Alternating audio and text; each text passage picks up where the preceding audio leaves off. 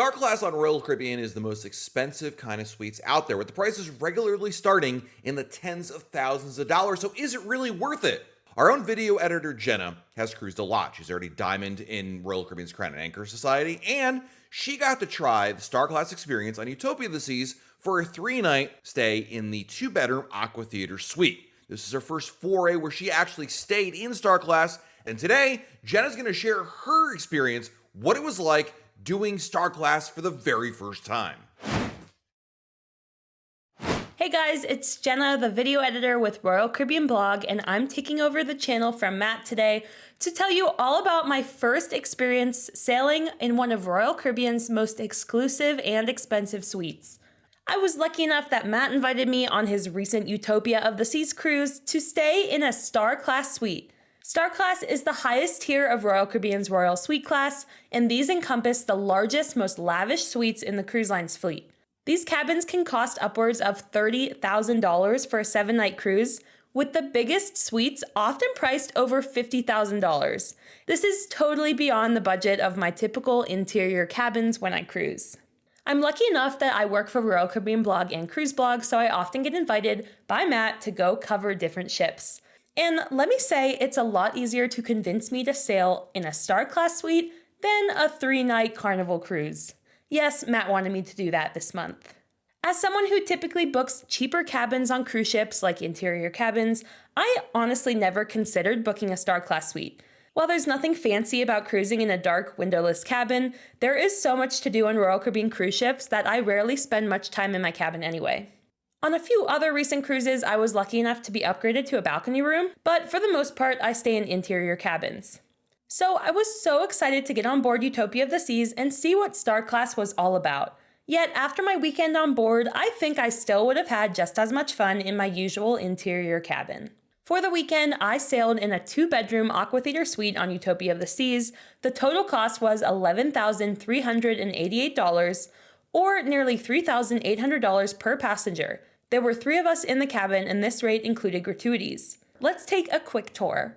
First, when you walk inside, you have an entryway, which is already just about as big as an interior cabin. Immediately to the right is the secondary bedroom. This is where I stayed, and this can actually accommodate 4 passengers because there's pull-down beds from the wall. And there's also a nice desk area where I got some work done during the cruise.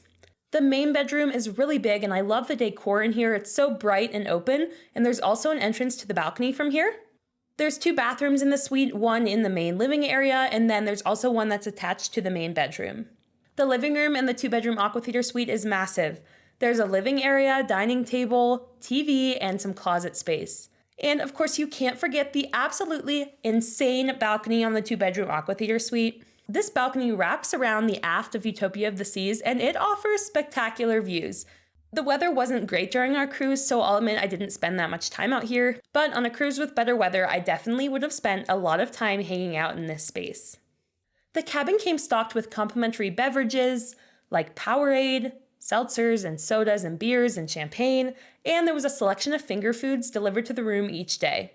I love a good snack, so this was one of my favorite parts of the cabin. When I entered the suite for the first time, I was honestly blown away, and if these amenities were any indication of what my overall Star Class experience would be like, I now had high expectations. All Star Class suites on Royal Caribbean come with a Royal Genie, the cruise line's magic maker for suite guests.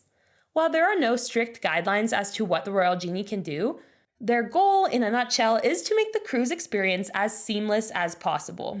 I first met my genie, Carlos from Brazil, at the cruise terminal, and then he promptly escorted me on board Utopia of the Seas and to my suite. Once there, we confirmed my weekend schedule. Carlos had already made reservations at a few specialty restaurants on board because Star Class includes an unlimited dining package, and he also reserved a few entertainment shows during the weekend. We had been in contact with Carlos before the cruise to provide information on where we wanted to dine and what shows we wanted to see, but at this time we kind of tweaked a few things and changed up some restaurants and shows. And after just a few minutes with my Royal Genie, I was impressed by his friendliness and attention to detail.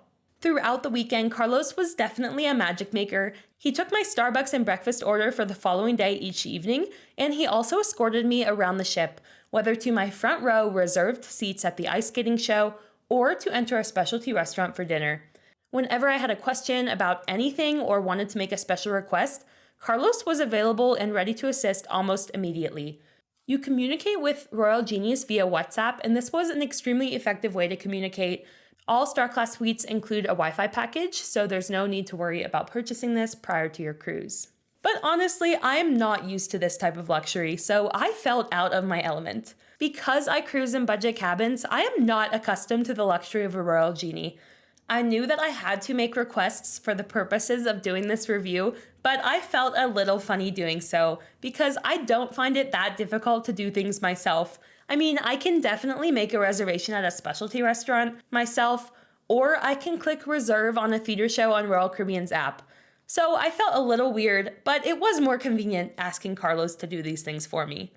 For example, a few hours after boarding, I messaged Carlos to request a quesadilla and glass of wine to my suite. I put a few laughing emojis because I felt pretty funny doing this. I mean, I could just go upstairs to El Loco Fresh and get the quesadilla myself, but I wanted to test it out, and my request was promptly fulfilled. I made a few similar requests throughout the weekend, but despite the convenience, I always felt slightly uncomfortable asking too much of my Royal Genie. Knowing how diligently Royal Caribbean's crew members work, I felt guilty asking for silly requests that I could do myself, even if this is part of the Genie's job description. Matt, on the other hand, loved requesting his French onion soup to be delivered any time of the day. Outside of my cabin, one of my favorite aspects of cruising in a suite on Utopia of the Seas was having access to the suite neighborhood. Because I film all of Royal Caribbean Blog ship tours on this channel, I've been to just about all of the suite lounges and suite neighborhoods on Royal Caribbean ships. However, I'm never able to spend more than a few minutes there collecting my footage. So having access to this area for an entire weekend was a dream come true. Royal Caribbean's newest ships feature an entire neighborhood dedicated to suite guests. On Utopia of the Seas, this encompasses the suite lounge, coastal kitchen restaurant, and an exclusive outdoor sun deck. During my 3 days on board, I took full advantage of these spaces. On a ship with over 6,000 passengers, the suites-only spaces felt like a haven away from the hustle and bustle found elsewhere. I really enjoyed the ambiance of Coastal Kitchen, too. This suites-only restaurant offers a more enhanced dining experience than the larger, more chaotic main dining room. With the Star Class suite, we mostly ate at specialty restaurants because we had the unlimited dining package, but I did have one lunch here, and I was generally impressed with the service and food. I dined solo for this lunch, and I felt a lot more comfortable dining solo here than I do in the main dining room. I've had a few awkward experiences in the main dining room dining solo, where the waiters just kind of look at me funny and wonder why I'm not eating with someone else. In Coastal Kitchen, I did not experience this at all. Speaking of the unlimited dining package, one of the best Star Class benefits are all of the included perks. Star Class guests receive a deluxe beverage package, unlimited dining package, included Wi-Fi on one device, and complimentary laundry services, among other benefits. Although I always purchase a Wi-Fi package when I cruise anyway, I rarely spend money on extras like a dining package, drink package, or laundry. I was skeptical of whether or not I would make use of these benefits. Of course, they were already included in my cruise fare, so I tried to find value in the perks. I started off my cruise with an embarkation day brunch at the Mason Jar, and this was the first of 5 specialty dining meals during the sailing. I appreciated the wide variety of cuisine at specialty restaurants from sushi to steak, and found the food quality higher than that in the ship's complimentary dining venues. Of all the perks, this was probably my most utilized. I traveled to this cruise with just my away bigger carry-on suitcase, and while I love this suitcase and its durability, traveling with a carry-on means outfit choices are limited. So I was happy to have unlimited laundry available to me at no extra cost. I sent my travel outfit to dry cleaning after boarding the ship, and I later had a full bag of laundry washed so I could return home with clean clothes. Yet I didn't get very much value from the deluxe beverage package, and I wished there was an option to remove it. Despite making use of my unlimited dining package and laundry services, I wish I could have opted out of the deluxe beverage package to save money on my cruise fare. I never book drink packages when I cruise. As a Diamond Plus member in Royal Caribbean's Crown and Anchor Society, I already receive 5 free drinks each day. Spending over $70 on a drink package just doesn't make sense with these free drinks, and I would need to drink over 10 drinks per day to maybe break even. Because of this, the drink package was one of my least favorite benefits of Star Class. It's included in the cruise fare, but I would rather save money on the overall cost of the suite and remove the package. I understand Royal Caribbean wants the Star Class suites to be as all-inclusive as possible, but I would rather book a cheaper cabin and purchase the add-ons I actually want individually. Overall, my Star Class benefits were unbelievable, but cheaper cabins can offer just as much fun. I loved feeling like royalty on board Utopia of the Seas. However, at over $11,000 for the weekend, Star Class is simply out of my budget for regular vacations. While I can hope and pray that Matt invites me on all of his Star Class cruises, that's probably not the case. But maybe if enough of you guys watching like and comment on this video, Matt will invite me on more. Personally, if I'm spending $11,000 though, I might rather use that money to visit a new to me destination, or perhaps try a luxury all-inclusive cruise on Silversea, Royal Caribbean's sister brand. As someone who travels on a budget, I recognize that I'm not part of the cruise line's target demographic for Star Class. Many passengers booking these high-end suites may not find the price tag to be a concern, and they are unlikely to worry about the benefits justifying the expensive cruise fare. Aside from just the price though, I still wouldn't say my experience in a Star Class cabin was any more enjoyable than cruises where I've booked interior, ocean view, and balcony rooms. The main reason I cruise, after all, is to make memories around the world with my friends and family. Whether I'm staying in the best or worst cabin on board is an afterthought.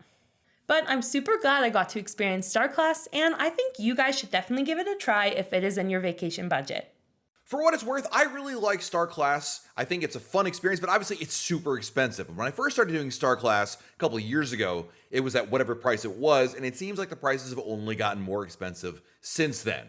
Ultimately, while I do enjoy it, I'm more opportunistic when it comes to Star Class, and if the price is right, sure, but these days it's really tough to find a quote-unquote good price for a Star Class suite. If you found this video helpful, let us know in the comments below. Hit the like button. Also, let us know what your thoughts are. Have you ever tried Star Class? Will you ever try Star Class? Or is it simply way too expensive?